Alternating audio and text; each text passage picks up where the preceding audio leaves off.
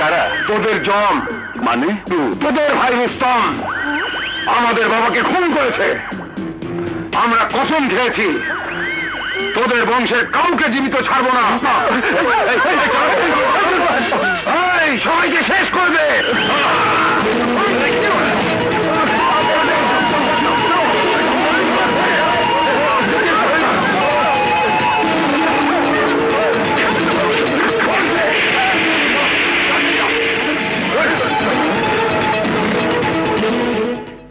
কি বলছেন?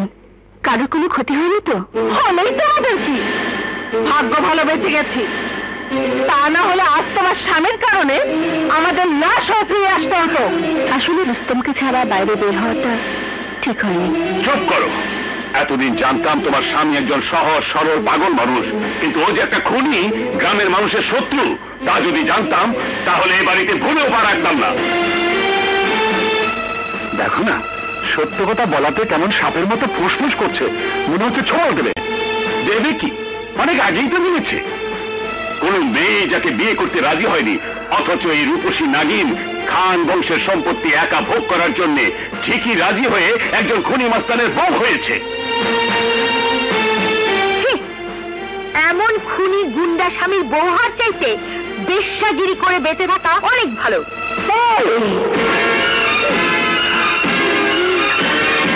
যা কিছু বলার আমাকে বলো, কিন্তু আমার স্বামীকে নিয়ে কেউ আর একটি কথাও বললে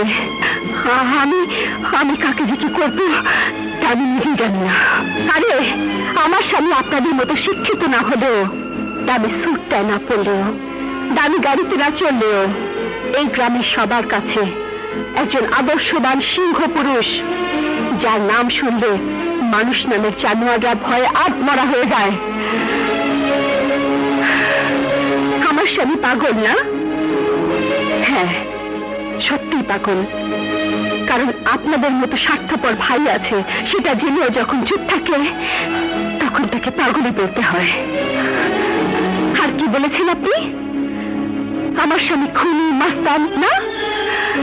মনে নেই সেদিনের কথা, যেদিন গ্রামের মানুষের হক আদায় করার জন্য সবাই যখন প্রত্যেক বাড়ির বড় ছেলেকে লড়াকু সৈনিক করে করে তোলার জন্য আপনার বাবাকে দান করেছিল, তখন এ বাড়ির বড় ছেলে হয়ে আপনি এই ভাই আর এই বোনকে নিয়ে পালিয়ে গিয়েছিলেন বংশের মান সম্মান রক্ষার জন্য।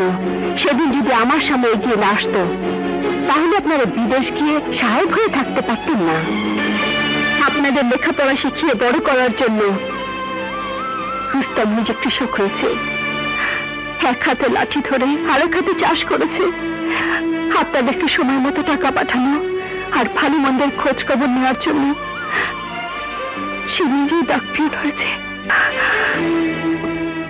আজ যদি আমার স্বামী না থাকতো তাহলে আপনারা এই গ্রামে পা রাখতে পারতেন না, আর আমার স্বামীর সাহায্য ছাড়া আপনারা এখান থেকে যেতেও পারবেন না।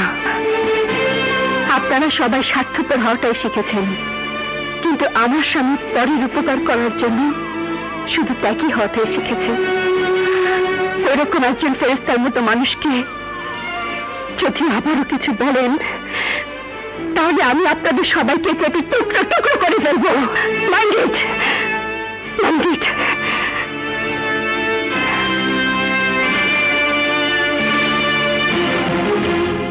শুনেছিস তো, ছোট বড় তোদের সবাইকে পা ধরে সম্মান করার হাত দিয়ে বৌমা তোদের কি করবে?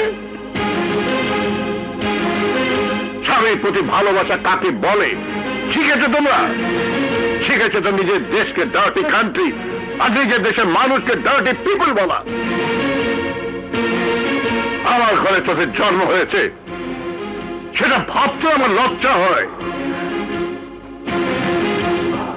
ভাইয়া, ভাবি, দেখো পুকুরের টাটকা মাছ, বাগানের ফল, এই দেখো, আর টাটকা ক্ষেতের সবজি তোমাদের জন্য নিয়ে এসেছি।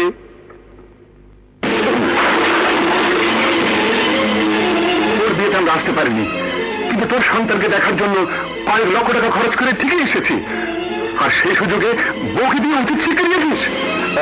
কি বলছো তোমরা? শুধু তাই নয়, তোর বউ নাকি আমাদের কেটে টুকরো টুকরো করে ফেলবে। রুনা, রুনা, রুনা, আমার ভাইদের তুমি কি বলেছ? তার আগে তুমি তাদের জিজ্ঞেস করো তারা কি বলেছে। তুমি আমার ভাইদের কেটে টুকরো টুকরো করবে বলেছো কিনা? হ্যাঁ বলেছি, কিন্তু কেন বলেছি তা তাদের জিজ্ঞেস করে দেখো। তোর কি জ্ঞান বুদ্ধি কিছু আছে? গর্ভবতী বউর গায়ে হাত তুলেছে। বাধ্য হয়েছি বাবা, ও আমার ভাই ভাবিদের কত বড় কথা বলেছে তুমি জানো? এই ওদের পা ধরে মাপ চাও, যাও। ক্ষমা চাওয়ার কথায় যদি ওঠে তাহলে আগে ওদের পা ধরে আমার ক্ষমা চাওয়া উচিত, কারণ বৌমার চাইতে আমি ওদেরকে অনেক বেশি অপমানজনক কথা বলেছি। বাবা, আপনি আমাদের জন্মদাতা, শুধু অপমান কেন, গায়ে হাত তোলার অধিকার আপনার আছে। ও সন্তান সম্ভব বলে আমি ওকে মাফ করে দিলাম, কিন্তু ভাই ভাবিদের কাছে মাফ না চাইলে ওকে ওকে বাড়ি ছেড়ে চলে যেতে হবে। কি হলো, দাঁড়িয়ে আছো কেন? হয় মাফ চাও, না হয় বাড়ি ছেড়ে চলে যাও।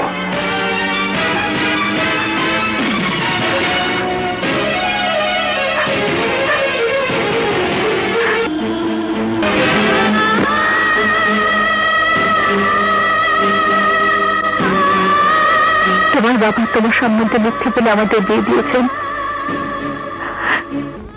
কিন্তু যে ভাই ভাবিদের কারণে আজ তুমি আমাকে বাড়ি থেকে বের করে দিচ্ছ, তারা তোমাকে কতটুকু ভালোবাসেন তা আজও বুঝতে পারলে না। আর সেই কষ্টে আমার বুকটা ফেলে যাচ্ছে।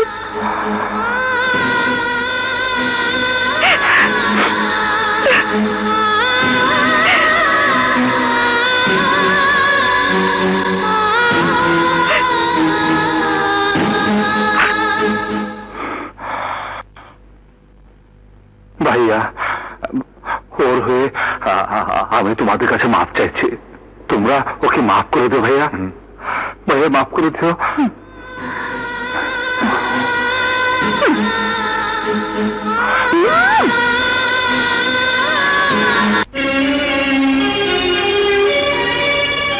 তুই দুঃখ করিস না মা, মেয়েদের প্রথম সন্তান তার বাবার বাড়িতে হয়, সেজন্য তোকে তো এখানে আসতেই হতো। কিন্তু বাবা, ও যদি আমাকে নিতে না আসে তাহলে আমি এই বাড়িতে কোনোদিনই ফিরে যাব না। ঠিক আছে ঠিক আছে, তোকে যেতে হবে না। জামাই বাবা যে যেন তোকে নিজে নিতে আসে আমি সে ব্যবস্থা করছি।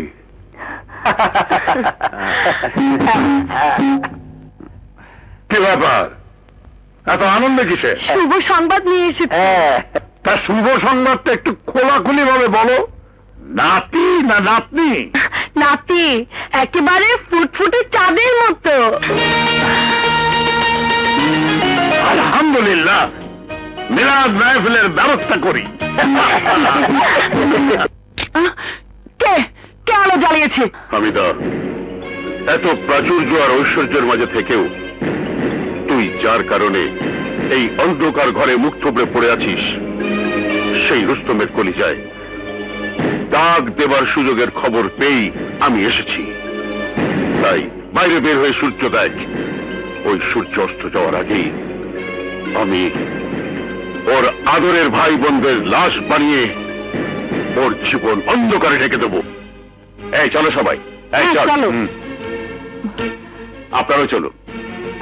ভাইয়া, ভাবি, না ভাইয়া না, তোমরা যেও না। রুনার উপর অভিমান করে আমার সন্তানকে না দেখে তোমরা চলে যাচ্ছ, তাতে আমার মনে কোনো কষ্ট নেই, কিন্তু পুলিশের উপর ভরসা করে তোমাদের যাওয়াটা ঠিক হবে না। যেতে হলে আমাকে সঙ্গে নিয়ে যাও। তার মানে তোর বউ যে কথাগুলো বলেছে এখন তা তুই প্রমাণ করতে চাচ্ছিস? তোকে ছাড়া আমরা এই এলাকা ছেড়ে যেতে পারবো না, তাই না? শোন, মরতে হলে মরবো, তবু আমরা তোকে ছাড়াই যাব। আব্বু, আমার খুব ভয় করছে, তার থেকে সাথে নিয়ে চলো না। চুপ, কোনো কথা বলবে না। এই চলো সবাই। না, আমি জেনে শুনে তোমাদেরকে এভাবে যেতে দেবো না। উত্তম, পথ থেকে সরে দাঁড়া। না দাঁড়ালে মায়ের কসম খেয়ে বলছি, এটাই এই বাড়িতে আমাদের শেষ আশা।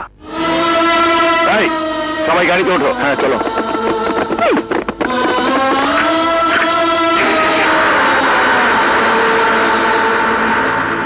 তুই যে ভাই ভাবিদের কারণে বৌমাকে ঘর ছাড়া করেছিস, তার প্রতিদান ওরা কিভাবে দিল বুঝতে পেরেছিস?